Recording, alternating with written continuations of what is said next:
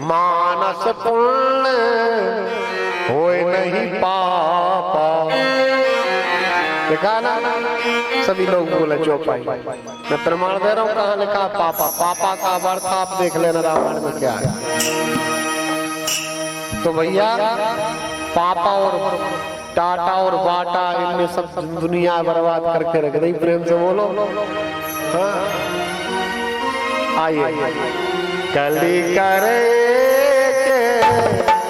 पुनीत प्रताप, कली करे पुनीत प्रताप। बोलो तो चौपाई आप लोग, चौपाई दबाओ आप लोग। कली करे पुनीत प्रताप, कली करे पुनीत प्रताप। मानस पुण्य होए नहीं पापा, मानस पुण्य होए नहीं पापा, मानस पुण्य होए नहीं पापा, मानस पुण्य होए नहीं पापा। कलयुग का एक पुनीत प्रताप है कि कलयुग में आप जो मानसिक पुण्य मन में विचार करते हैं, मन से आपने यज्ञ किया, मन से आपने कथा की, मन से आपने पूजन की, तो वो पुण्य आपको 10% प्राप्त होगा। और मन से यदि पाप सोचोगे कलयुग में, तो पाप आपको नहीं लगेगा। ये छूट दे दी, क्योंकि आदमी उल्टा ज्यादा सोचता है कलयुग में, इसके कारण ये छूट दे दी। पाप जो मन में विचारोगे वो पाप का फल नहीं लगेगा। सतयुग त्रेता द्वापर में जब आप किसी के प्रति पाप का विचार कर लेते थे, तो वो पाप आपके भाग में लग जाता था, लिख देते थे। लेकिन कलयुग में मानस पुण्य होए नहीं पापा। पापा यानी पाप का समूह। प्रेम से बोलो पाप का समूह। मेरे भाइयों, संस्कारवान जीवन बनाओ, संस्कृति को धारण करो, संस्कार को धारण करो। हम सनातनी है, हमारे सनातन धर्म की मर्यादा का उल्लंघन मत करो, हरण मत करो। सुबह ब्रह्म मुहूर्त में जागो, 6 बजे से पहले प्रत्येक मनुष्य को बिस्तर छोड़ देना चाहिए हर हालत में। 10 बजे तक आप सो जाओ, किसी भी परिस्थिति में 10 साढ़े 10 बजे तक सो जाना चाहिए। और भगवान का नाम लेते लेते सो जाओ। जागत सोवत शरण तिहारी, और रक्षा करो हे अवध विहारी। सुबह शाम भगवान का स्मरण करो, यही जीवन का सार है। रावण पहुंचा, मंदोदरी से जाकर के परिचय किया। वो मंदोदरी से कहा, देवी तुम्हारे पिताजी कहाँ हैं? मैदानव को बुलाया। मैदानव ने कहा कि आप कौन श्रीमान जी? रावण बोला, आप हमें नहीं जानते? अरे इस संसार में ऐसा कोई व्यक्ति नहीं है जो मुझे ना जानता हो। मुझे नहीं जानते होगे तो मेरा नाम तो जरूर जानते होगे, कि आपका परिचय दो। मैदानव बोला रावण से, तो रावण बोला, पोलस्यान्वय संजातो देवदानव दर्पः प्रार्थयामि महाभागो सुतां तुम दासुमर्हसि। मैं पोलस्य का नाती, पुलस्त्य ऋषि का नाती, पुलस्त्य ऋषि का नाती रावण हूँ। देवदानवों से सभी से सम्मानित। सारे देवता मेरे भय के कारण दिन में नींद नहीं लेते और रात में अन्न नहीं खाते। प्रेम से बोलो। रावण ने, अच्छा एक बात बताओ आप लोग, रावण अपने दादा का नाम क्यों लेता था? जब भी कोई इससे परिचय पूछता था तो ये कभी पिताजी का नाम नहीं लेता था, डायरेक्ट कहता था कि पोलस्यम संजातो, पोलस्य ऋषि के कुल में उत्पन्न हुआ हूं, पोलस्य का नाती हूं। ये क्यों नहीं लेता था? बाबा तुलसी ने भी रामायण में लिखा। क्या लिखा तुलसीदास जी ने? उत्तम कुल पुलस्य कर नाती,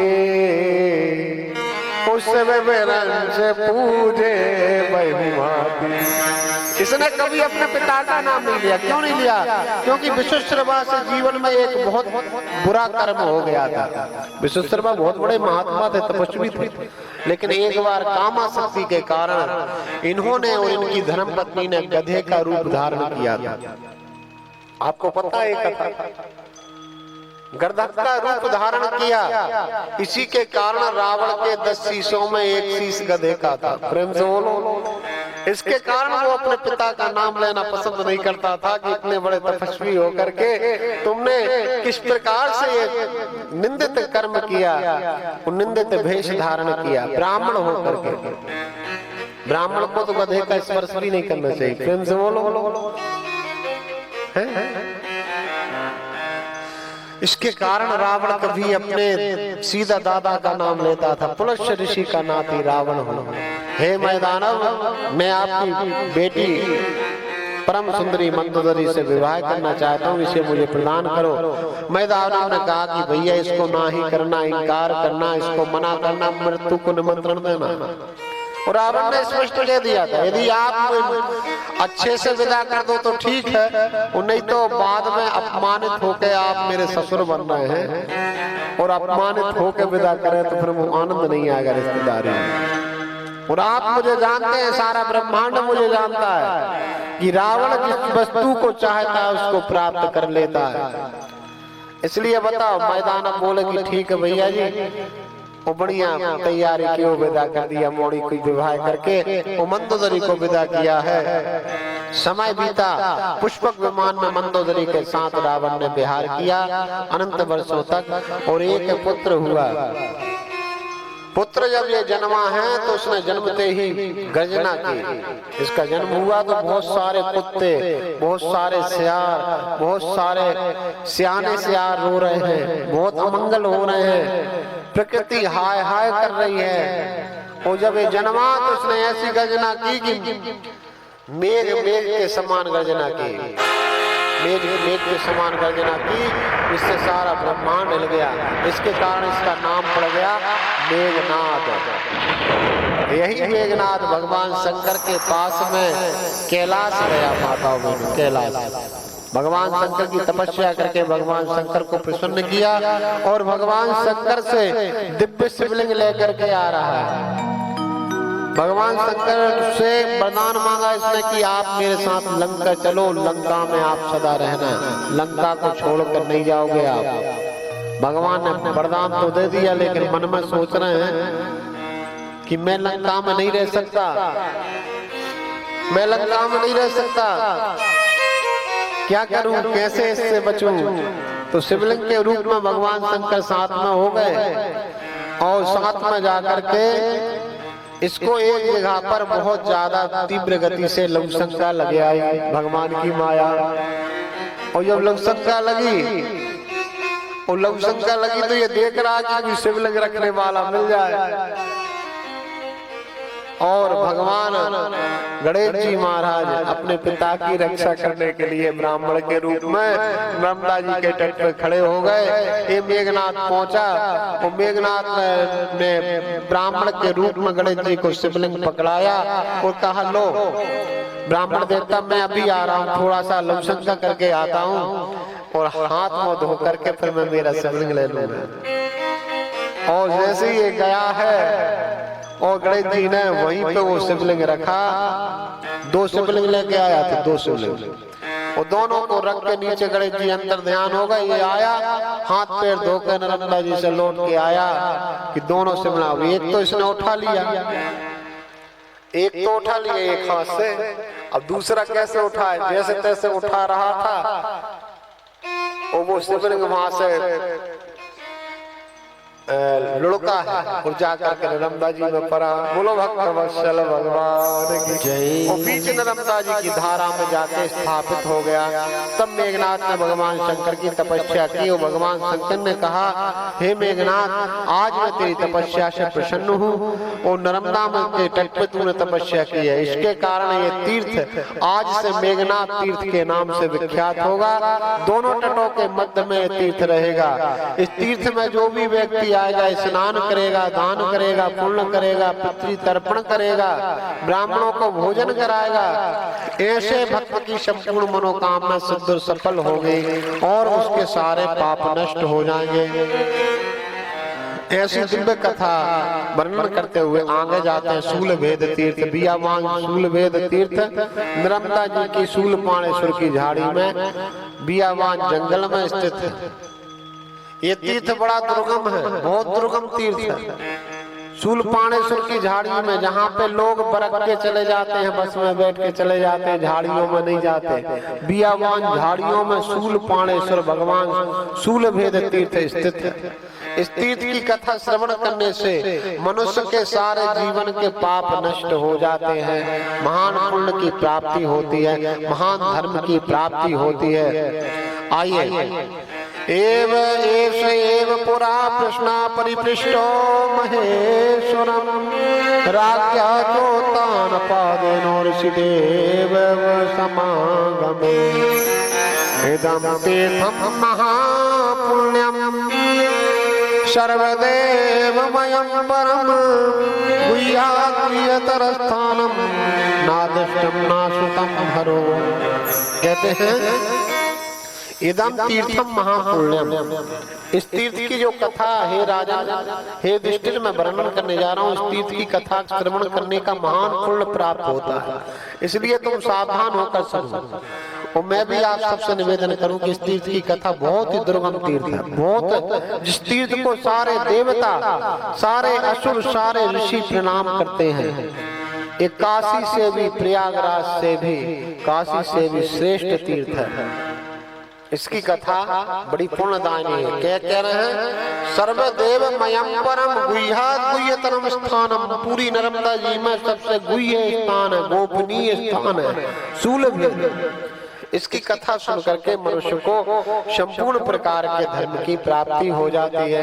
एक बार प्रेम से बोलो हर हर, अच्छे से बोलो, ईमानदारी से, ईमानदारी से, बेईमानी से नहीं बोलोगे, छल कपट को त्याग कर बोलोगे और खर्च करोगे आवाज का, ठीक है ना? जोर से बोलो हर हर हर हर। और आसीपुरा महावीर्यो दानवो वलधर पिता मत्ते नता दुसावने कविदुष्टो सुरा। एक बार आसीतपुरा नगरी में एक अंधकासुर नाम का असुर रहता था। अंधकासुर नाम के असुर ने राजा युधिष्ठिर मां नर्मदा के तट पे आकर के घोर तपस्या की। रेवा तटम समासाद्यो दानवस्तपतस्थिता उग्रम पंचचसारादौ दारुणं लोभहर्षणम्। और भैया इसने घोर तपस्या की, 10,000 वर्ष तपस्या की। जब इसको भगवान ने दर्शन दिए और दर्शन दे करके कहा, हे दानव, तुमने मेरी श्रेष्ठ तपस्या की। तपस्या कोई भी करे, असुर करे, सुर करे, ऋषि करे, मुनि करे, मनुष्य करे, गंधर्व करे, भगवान को तपस्या का फल देना ही पड़ता है। राक्षसों को फल मिला है तो हमें और आपको क्यों नहीं मिलेगा? लेकिन हम करें तो, हम तो इतने बड़े आलसी हैं कि 2-4 माला भी नहीं कर सकते। प्रेम से बोलो। अवश्य में अगर कोई भी मनुष्य, कोई भी स्त्री पुरुष भगवान का नियम से भजन करता है और जब भजन की संख्या बढ़ जाती है तो उसका जब पुण्य मिलना प्रारंभ होता है तो उससे लेते नहीं बनता। जब वो जमा होते होते जब पूंजी बढ़ जाती है, जैसे आप पैसा जमा करते हो बैंक में, तो जब ज्यादा पूंजी बढ़ जाती है तो आपको अपने आप ब्याज मिलने लगता है ना, ऐसी भजन की पूंजी है। जब ये पूंजी आप जमा करते जाते हैं तो जब उसका पूर्ण फल आपको प्राप्त होता है तो आपसे लेते नहीं बनता। भैया मेरी झोली छोटी पड़ गई रे, इतना दिया मेरे दादा। झोली छोटी पड़ जाएगी, लेते नहीं बनेगा, इतना देता है भगवान। लेकिन तपस्या करना पड़ती है हर मनुष्य को, हर जीव को, तभी भगवान की कृपा होती है। भगवान शंकर कह रहे हैं ये बात कि प्रकृति सारी सृष्टि तपस्या के बल पे ही चल रही। पार्वती तपबल शेष धरई में ही भारा। यदि शेषनाग में इतनी बड़ी शक्ति है कि पूरे ब्रह्मांड को धारण करता है, तपस्या का बल। भगवान विष्णु पालन कर रहे हैं तो ये तपस्या का बल है। भगवान ब्रह्मा रचना है, सृजन कर रहे हैं, तो ये ब्रह्मा में तपस्या का बल है। और मैं श्रृंगार कर रहा हूँ, मैं शिव श्रृंगार कर रहा हूँ, तो मैं भी दिन रात भगवान का नाम जप करता हूँ। भगवान शंकर के कौन सा नाम जप करते हैं? सादर जपऊं अनंग आरती। शिव शंकर भगवान ने नाम प्रभाव जान शिव नीको, ओ काल कूट फल दीने अमी को। आने भगवान शंकर जी ने जब हलाहल विष पिया था समुद्र मंथन में, आपको पता है समुद्र मंथन हुआ तो अमृत को लेने के लिए तो देवताओं का बाजार आ गया, अमृत निकलेगा बटेगा, ऋषि मुनि आ गए, सब भीड़ लग गई अमृत लेने वालों को। लेकिन प्यारे, अमृत प्राप्त करने से पहले विष से गुजरना पड़ता है, और विष को जो पार कर जाता है उसी को अमृत तत्व प्राप्त होता है। जो संसार की बुराई रूपी विष को, बुराई रूपी विष से बच जाए और बुराई रूपी विष को पचा जाए, वही व्यक्ति आत्मा रूपी अमृत का अधिकारी बनता है, आत्म तत्व को प्राप्त करता है, अमृत तत्व को प्राप्त करता है। और जो विषय भोगों के विष को पी रहा है उसको आत्म तत्व क्या मिलेगा? संसार में दो चीजें हैं, एक विष है और दूसरा अमृत। विष क्या है पता है? विषय भोग। जो विषय भोग हम करते हैं ना, ये विष है। वो अमृत क्या है? भगवान अमृत इस संसार में क्या है बताइए आप लोग? अमृत क्या है माताओं भाइयों? प्रभु का नाम अमृत है, अमृत है ना? प्रभु का नाम अमृत है, हमें पीना नहीं आता। प्रभु ने जिंदगी दी है, हमें जीना नहीं आता। मनुष्य की योनि पाने को देवता भी तरसते हैं, प्रभु कृपा से मिलता है, इसे छीना नहीं जाता। मेरे भाइयों, जब विष प्रकट हुआ तो सारे देवता भाग के खड़े हो गए, प्राण बचाते हुए भागे हैं। वो भगवान शंकर के पास गए, भगवान शंकर से प्रार्थना की, मेरे प्रभु ने हलाहल विष को जगत की रक्षा के लिए, सृष्टि की रक्षा के लिए, भगवान शाम सदा सबको विश्वास है अपनी प्रभु भक्ति पर, अपने भगवान नाम जप पर। तो पहले बोला रा बोला, आप रा बोलो, रा बोलोगे मुंह खुलेगा, और माँ बोलोगे मुंह बंद हो जाएगा। राम राम रा बोले और सारा जहर पी लिया, और बाद में माँ बोल दिया। रा और माँ के बीच में जहर को रख लिया, वो जो रा और माँ के बीच में जहर रख लिया तो आप पता है वो भगवान शंकर के लिए अमृत बन गया। बाबा तुलसी को लिखना पड़ा, नाम प्रभाव जान सबनी को, काल कूट फल दीने अमी को। एक कालकूट भयंकर विष ने विष भी अमृत के समान हो गया। जो भगवान राम के नाम का जप करता है, श्री शिव के नाम का जप करता है, कृष्ण के नाम का जप करता है, उस मनुष्य को विष भी अमृत बन जाता है। ये तो भगवान की बात हो गई। और अमृत किसको बना जहर बताओ? इस कलयुग में किस व्यक्ति के लिए जहर अमृत बन गया?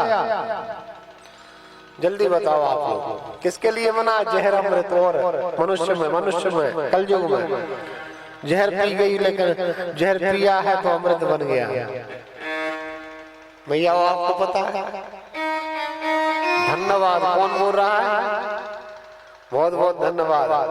मीरा जी मीरा जी को तो जानती होंगी ना? हाँ, राणा सांगा की बहू मीराबाई। मीरा जी की भक्ति अलौकिक दिव्य है। धन्य है वो मीरा, वो धन्य है वो वंश जहाँ मीरा जैसी कन्या प्रकट होती है, सबरी जैसी कन्या प्रकट होती है, अनसुईया जैसी कन्या प्रकट होती है। धन्य है वो वंश।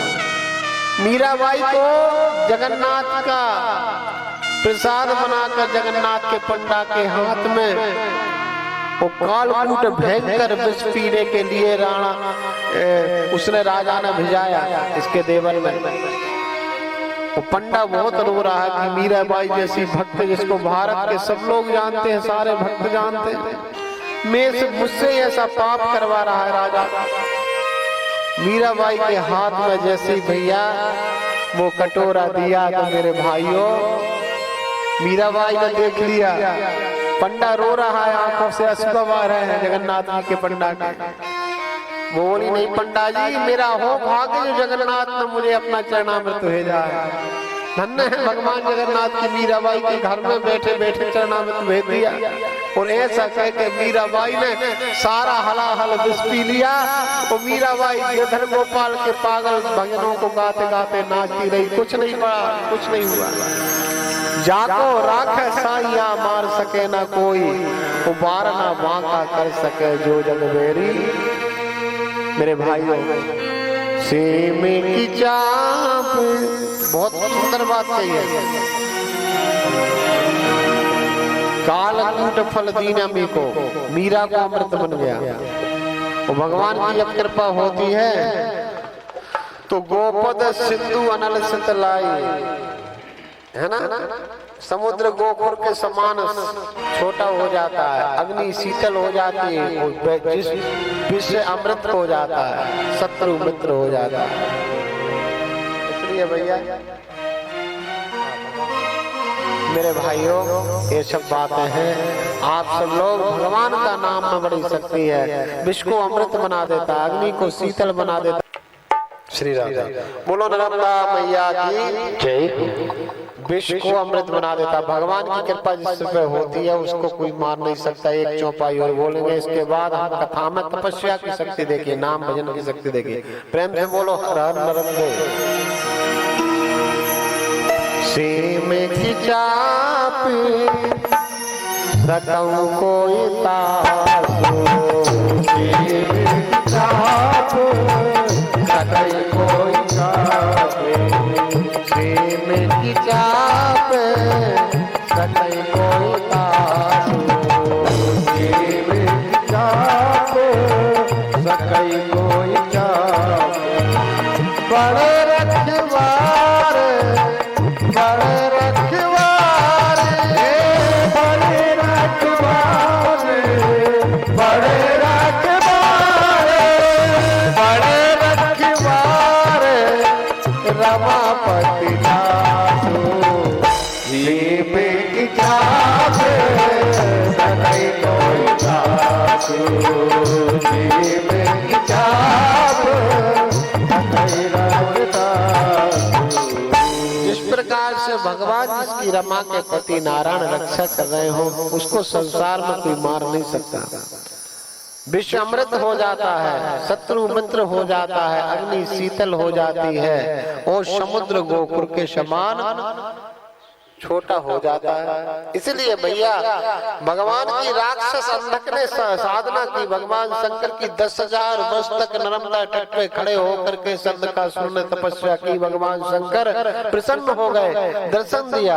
और मेरे भगवान महादेव देवादिदेव भूतनाथ भोलेनाथ आकर के बोले, ब्रह्मरूही दानव वरदान मांगो, किस कारण से तुमने इतनी कठोर तपस्या की? तो ये अंधकासुर बोला, प्रभु मैं बहुत कमजोर हूँ, शरीर से दीनहीन हूँ। वो कमजोर व्यक्ति की हर मनुष्य हंसी उड़ाता है। जो शरीर में थोड़ा कमजोर हो तो उस व्यक्ति का लोग सम्मान नहीं करते, अपमान ज्यादा करते, हंसी ज्यादा उड़ाते। हे प्रभु मुझे अमरता का वरदान दे दो, बस यही आपसे प्रार्थना है, मैं अमर हो जाऊं। भगवान भोलेनाथ बोले, भूतो न भविष्यति, ना आज तक इस संसार में कोई अमर हुआ है, हे असुरराज, ना आगे कोई होगा। इस वरदान को छोड़ के तुम मुझसे जो मांगोगे मैं वो वरदान तुम्हें देने में समर्थ हूं। तो कहा मेरी मृत्यु किसी देवता के हाथ से ना हो, कोई भी देवता मेरा वध ना कर पाए। तो भगवान ने कहा मुझे और भगवान विष्णु को छोड़कर तू समस्त देवताओं से अजय रहेगा। केवल एक मुझे छोड़कर और भगवान विष्णु को छोड़कर सारे देवताओं पे अजय रहेगा, ये मेरा वरदान। लेकिन अंधकासुर ऐसा करना शक्ति प्राप्त करके, पावर प्राप्त करके, पद प्राप्त करके मनुष्य को सदुपयोग करना चाहिए। किसी पर अन्याय नहीं करना चाहिए, अनीति नहीं करना चाहिए, अधर्म नहीं करना चाहिए, पद का दुरुपयोग नहीं करना चाहिए, पावर का दुरुपयोग नहीं करना चाहिए। यदि तूने कोई गलत कर्म किया तो हमें बीच में आना पड़ेगा। ऐसा मत करना कि कभी भगवान विष्णु या मेरा सामना तुझसे हो। जीवन भर राज करना, मेरी भक्त है तू, बहुत बड़ा भक्त है, बहुत मेरा शिष्य है, भक्त है, जीवन भर तुम सुखपूर्वक रहे, लेकिन कभी उपद्रव मत करना। अभी अंधकासुर बोला प्रभु ये तो समय बताएगा, अब जो हो जाए भगवान की कृपा से। क्योंकि ये राक्षसों की बुद्धि ऐसी थी, कुछ मनुष्यों में भी वही राक्षसी बुद्धि होती है। पावर प्राप्त करके, प्रतिष्ठा प्राप्त करके दुरुपयोग करते हैं। वो दुरुपयोग करते हैं, इसी के कारण बिन मौत मारे जाते हैं। कोई भी हो। ददामीति वनम तुभ्यम मनसे यदि चासुरा विष्णुम भजसुरा सर्वान् जयस्ते तुम क्षमा बिना। इस प्रकार से भगवान शंकर वरदान दे के चले गए। इस अंधकासुर ने जाकर के एक दिन अचानक से इंद्र लोक पहुंच गया, स्वर्ग में पहुंच गया। इंद्र से कहा, इंद्र ने पता चल गया कि इसको वरदान है, ये किसी से परास्त नहीं हो सकता, कोई भी राक्षस इसको, कोई भी देवता परास्त नहीं कर सकता। तो इंद्र ने अपना आसन छोड़ दिया। आओ असुरराज अंधकासुर, तुम्हारा बहुत स्वागत है, बहुत स्वागत है, बैठो। बिठाया, सम्मान किया। तो इंद्र से साधान वो वरम लब्धा जगाम सुपुरम प्रति ददर्श सुपुरम राक्षम शोभितम चित्तचत्वरे। ये दानव जाकर के बोला, हे देवराज इंद्र, मैं तुम्हारी प्रॉपर्टी देखना चाहता हूँ, तुम्हारी संपत्ति देखना चाहता हूँ। मुझे ऐरावत हाथी दिखाओ कैसा है, उच्च श्रवा घोड़ा दिखाओ कैसा है, मुझे पारिजातक वृक्ष दिखाओ कैसा है, मुझे बताओ रंभा नाम की अप्सरा कैसी है, कहाँ है, बुलाओ सबको। आदेश मारा इंद्र ने कहा, जी सरकार। सारी संपत्ति बताई, ऐरावत हाथी बताया, उच्च श्रवा घोड़ा बताया, रंभा अप्सरा बताई, उर्वशी बताई, सारे स्वरों को घुमाया। अब देवराज इंद्र तो भाई, क्योंकि वरदान की शक्ति है ना, तो हाथ जोड़ना क्या मतलब विवाद में पड़ना। बुरे आदमी से ज्यादा मोह नहीं लगा जाता, प्रेम से बोलो। तो देवराज इंद्र समझदारी कर रहे हैं। वो बेचारे ने सारी स्थिति दिखाई। इसके बाद क्या कहता है, न तस्राप तच्चिदं दृष्ट्वा दृष्टाचा स्वरतस्तदा सचिंपति मनस्तस्यो सकाममवमन्नपो। अरे देवराज इंद्र, तुमने मुझे सब कुछ दिखा दिया, केवल अपनी रानी को नहीं दिखाया, सची को। जरा स्वर्ग की रानी की ओर दर्शन हो जाए, फिर हम चलें। अब इंद्र चुप रह गए कुछ समय के लिए, लेकिन सोचा कि दर्शन करके चला जाए तो अच्छी बात है, मुसीबत में पड़ने की कोई आवश्यकता नहीं है। सची महारानी को बुलाया। वो सची को जैसे ही बुलाया तो ये दानव क्या कहता देवराज इंद्र से, इंद्र देखो, भगवान की कृपा से तुम्हें बहुत ऐश्वर्य प्राप्त है। मुझे तुम्हारा उच्च श्रवा घोड़ा नहीं चाहिए, ऐरावत हाथी नहीं चाहिए, स्वर्ग की संपत्ति नहीं चाहिए, स्वर्ग नहीं चाहिए, कुछ भी नहीं चाहिए। तुम निष्कंटक राज्य करो इंद्र, केवल तुम्हारी पत्नी मुझे दान में दे दो। तुम्हारी पत्नी मुझे चाहिए। यदि ये दे सकते हो तो तुम सब कुछ, तुम्हारा सैफ बचेगा, कोई नुकसान नहीं होगा, कोई क्षति नहीं होगी, कोई युद्ध नहीं होगा। और यदि इसका इनकार करते हो तो तुम्हें मुझसे युद्ध करना पड़ेगा, सारे स्वर्ग की व्यवस्थाएं गड़बड़ा जाएंगी। देवराज इंद्र ने कहा, देखो असुरराज, मर्यादा का पालन करो, मर्यादा का उल्लंघन मत करो। तुमने मुझसे जो कहा मैंने माना, बताया, लेकिन मेरी पत्नी मेरी इज्जत है, स्वर्ग की इज्जत उस वीर पुरुष के लिए धिक्कार है जो अपनी स्त्री की रक्षा न कर पाए। ऐसी बात मत करो असुरराज अंधकासुर कि जिससे युद्ध की स्थिति बने। जैसे विनम्रता से मैंने सब कुछ दिखा दिया, अब विनम्रता से आप यहाँ से चले जाएं। अंत में भैया बातों का विवाद होते होते युद्ध में बदल गया। उस सारे देवताओं को परास्त करके इस असुर ने जबरदस्ती महारानी सची का हाथ पकड़ा, वो हरण करके पाताल लोक ले गया। और आज देवताओं का असम्मान हुआ, देवताओं का लज्जा में डूब के मरना हो गया। सारे देवता ब्रह्मा जी के पास गए। गीर्वाणश्च तथा सर्वे ब्रह्मणम् शरणम् गता गजै गिरिवराकार्ये अयश्चैव गजोपमैः। हे ब्रह्मा जी हमारी रक्षा करो, हमारी रक्षा करो, हमारी इज्जत, हमारा सम्मान, हमारा सर्वस्व आपके हाथ में। वो असुर अंधक भगवान शंकर का वरदान प्राप्त करके मेरी पत्नी का हरण करके पाताल में ले गए। आज सारे देवताओं की नाक कट गई। भगवान ब्रह्मा जी बोले मैं बुजुर्ग आदमी क्या करूंगा, चलो हम सब मिलकर भगवान विष्णु की शरण में चलते हैं। अब एक वो ही है जो हमें हमारी रक्षा कर सकते हैं, हमारा पालन कर सकते हैं। और भगवान विष्णु के पास किमित्रागमनम देवा सर्वेषां वै विश्वता केनापतानता सर्वे शीघ्रं मे मच्युतम गता। मच्युतम यानी भगवान विष्णु।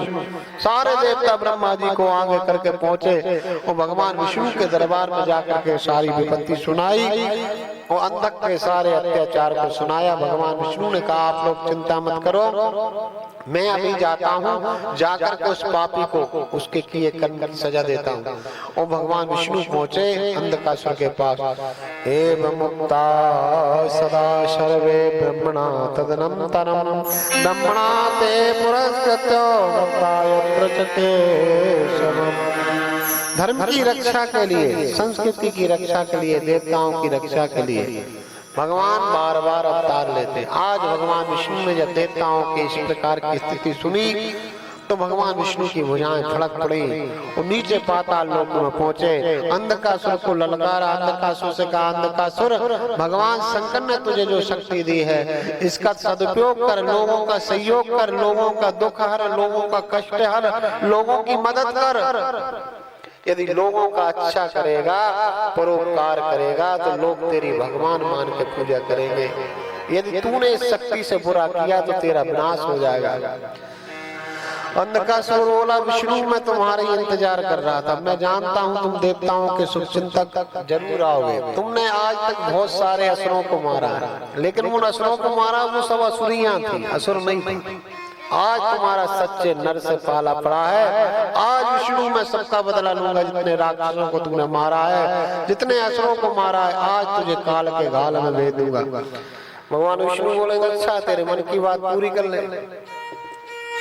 और युद्ध तैयार हुआ और भगवान से तुम भगवान ने कहा कैसा युद्ध करेगा बताओ। जैसा युद्ध तू चाहता उसी में तैयार हुआ। ये बोला इनसे शस्त्र अस्त्रों में लड़ना तो कोई जीत नहीं पाएगा, इनके बराबर शस्त्रधारी कोई है नहीं है।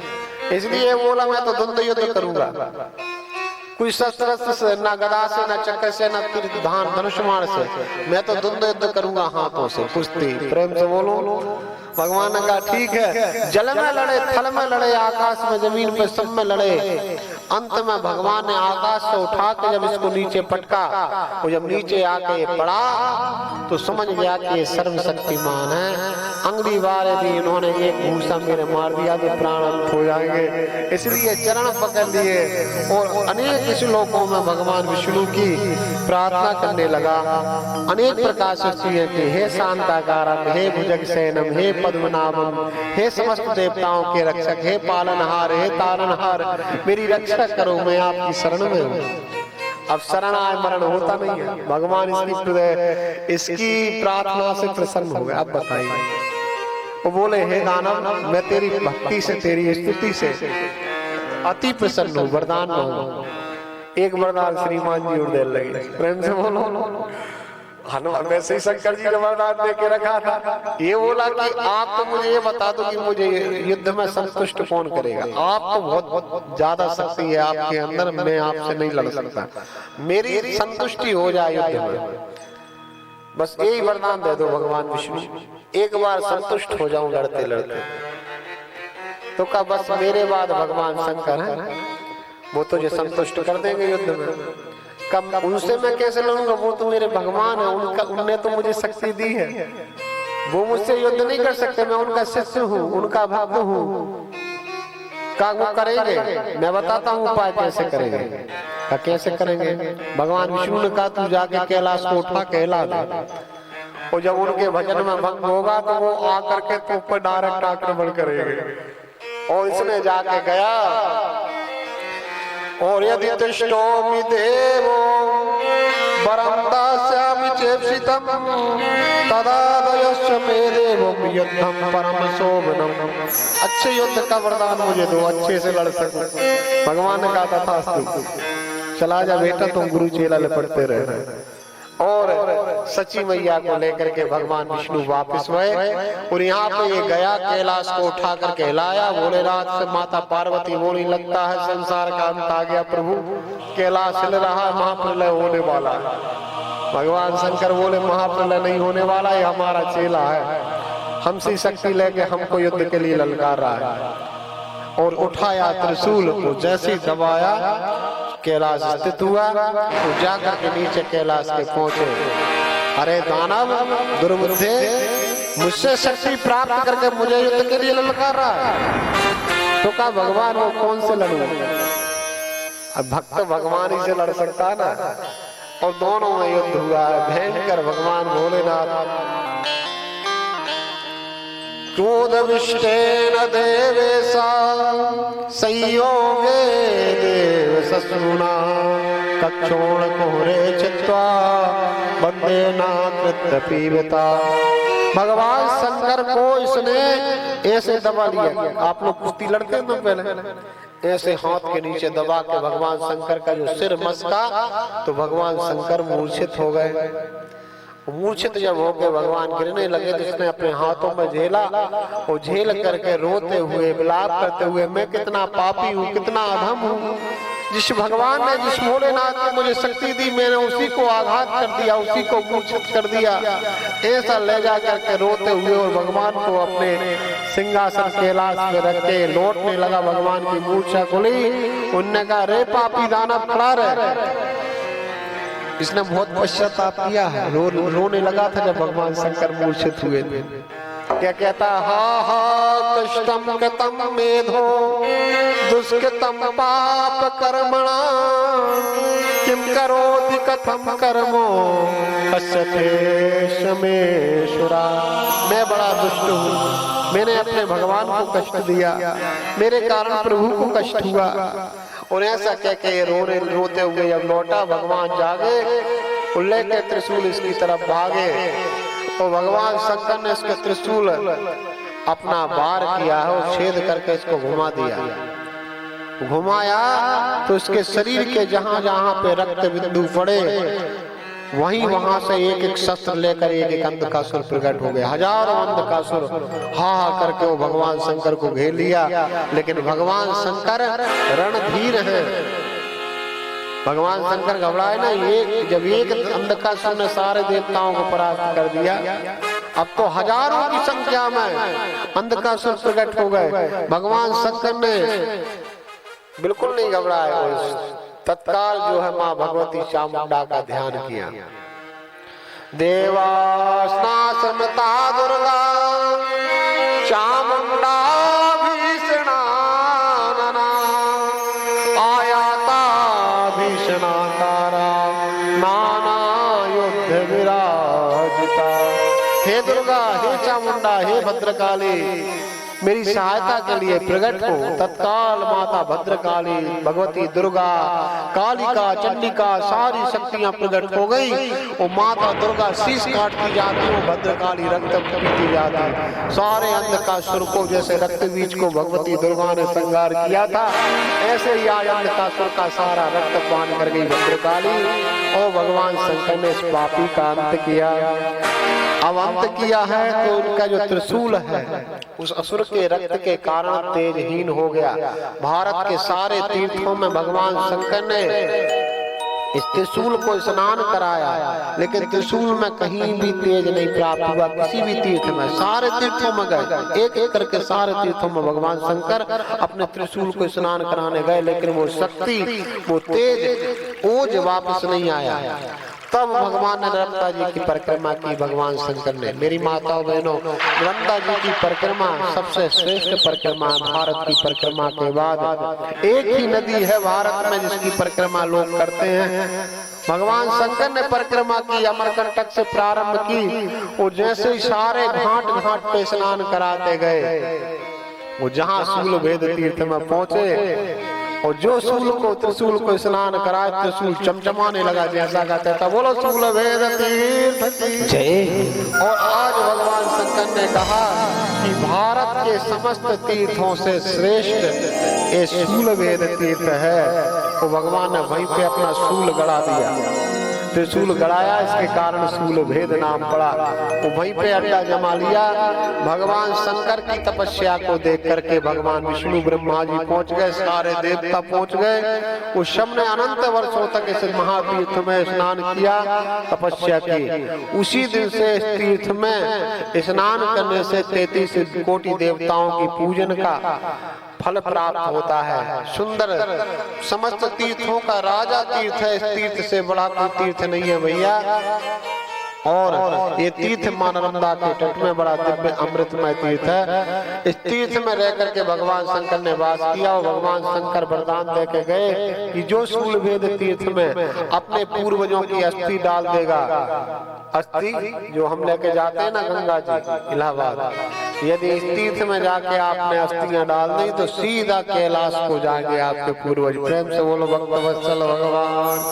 भगवान ने कहा प्रयाग से, वो काशी से भी बड़ा महत्व इस तीर्थ का है। ब्रह्म हत्या को हरने वाला, गौ हत्या के पाप को हरने वाला, समस्त पापों को हरने वाला और पृथ्वी देवताओं को मोक्ष देने वाला ये शूल भेद तीर्थ मां नर्मदा के शूलपाणेश्वर की दुर्गम झाड़ियों में स्थित है। अब हम लोग सहजता से जा सकते हैं यहाँ, पहले नहीं जा पाते थे। अब कोई दिक्कत नहीं है, ना भीड़ है ना पोल है।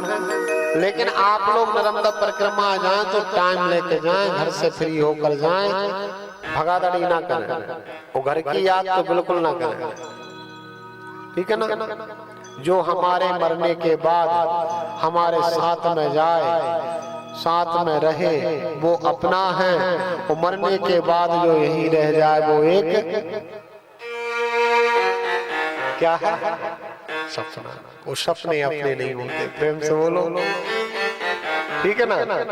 आइए अब आगे नर्मदा जी का भजन करते हुए हम शूल भेद की एक दूसरी कथा और बता रहे हैं। यहाँ पे 11 ब्राह्मण हत्या मोक्ष हुई है, वो 11 ब्राह्मणों का उद्धार हुआ है। एक कथा और मैं बताऊंगा, इसके बाद हम चलते हैं। बड़ी सुंदर कथा आगे आती है भीमेश्वर तीर्थ की, और इसके बाद धर्मेश्वरी तीर्थ। आइए एक अच्छा सा भजन प्रेम से चलते भजन गाते हुए, ठीक है ना। सारे देवता भजन गा रहे हैं आज, और सारे देवता कीर्तन कर रहे हैं और मां नर्मदा की जय जयकार कर रहे हैं। वो कह रहे हैं धन्य हो मां नर्मदा, धन्य है तेरा जल जिसने भगवान शंकर के शूल को, सारे तीर्थों में जो शूल तेजोमय नहीं हुआ वो शूल तेरे जल में तेजोमय हो गया। तेरा जल जल नहीं, तेरा जल तो अमृत है। आइए बड़ा प्रेम से भजन गाएं। बोलो नर्मदा मैया की जय। जय में आपकी दम नहीं लग रही, जय में कमजोरी लग रही है। थोड़ी कमजोरी हटा के बोलो, कमजोर नहीं हो आप लोग। बढ़िया अच्छे 6-6 7-7 रोटी खा के आए। हाँ जोर से बोलो भैया। देखो मैं, मुझे तो बोल नहीं है, मैं तो 10 कथाएं होने जा रही लगातार बोल रहा हूँ एक एक रात के गैप से।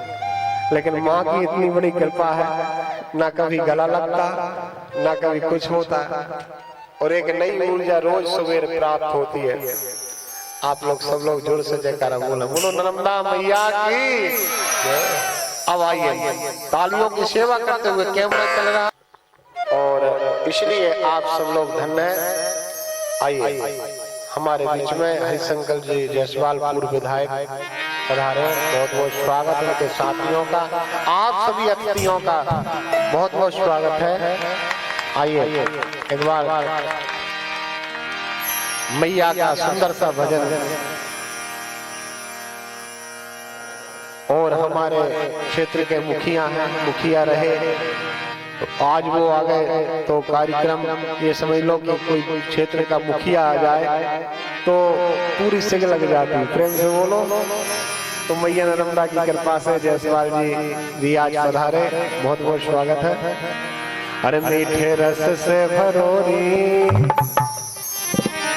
ओ मीठे रस से भरोरी रेवा रानी लागे, रेवा रानी लागे, मोहे मीठो मीठो रेवा जी को पानी लागे, मीठे रस से भरोरी रेवा रानी लागे, रानी लागे, मोहे मीठो मीठो रेवा जी को पानी लागे, मीठे रस से भरोरी रेवा रानी लागे, रेवा रानी लागे, मोहे मीठो मीठो रेवा जी को पानी लागे, मीठो रस से भरोरी रेवा रानी लागे, दोनों हाथों को उठा लागे, मोहे मीठो मीठो रेवा जी को पानी लागे। दोनों हाथों को उठा तालियों की सेवा करते हुए